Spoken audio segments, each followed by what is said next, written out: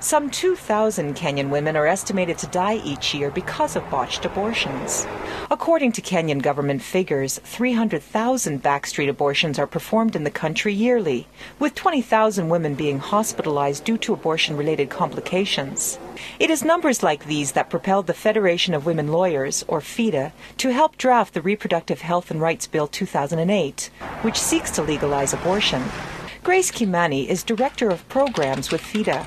Instead of watching women die out of having unsafe abortions, or women being hospitalized and the government using a large percentage of its resources to then treat women who have had incomplete or unsafe abortions, why not then provide legislation whereby women feel safe and comfortable in terms of coming forward to have a termination of pregnancy? The abortion debate has been raging in Kenya since the bill's introduction in Parliament last year, and with U.S. President Barack Obama's recent decision to lift the ban on funding groups that support abortion.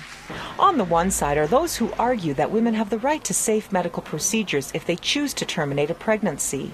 On the other is the view that choosing to terminate the life of a fetus is not only morally wrong, but also is alien to African culture, which traditionally welcomes the arrival of children.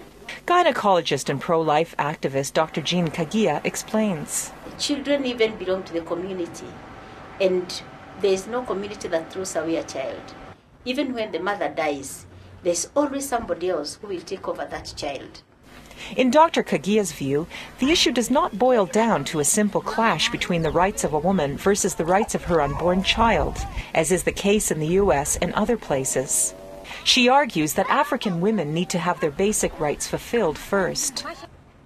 The common African woman doesn't have access to clean water. She doesn't have a good shelter.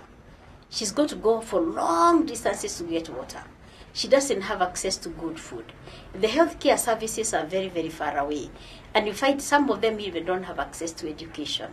So if you look at that woman, her priority as a right may not be to kill her baby, but to have these basic rights, which is missing.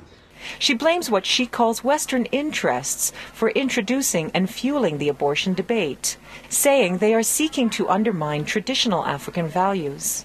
But this view is dismissed by pro-abortion advocates such as Kimani.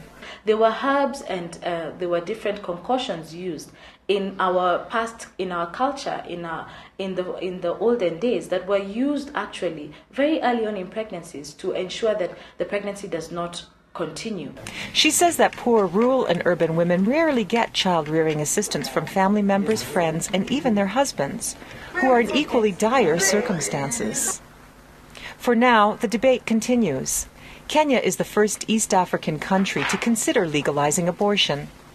Kathy Maitani for VOA News, Nairobi.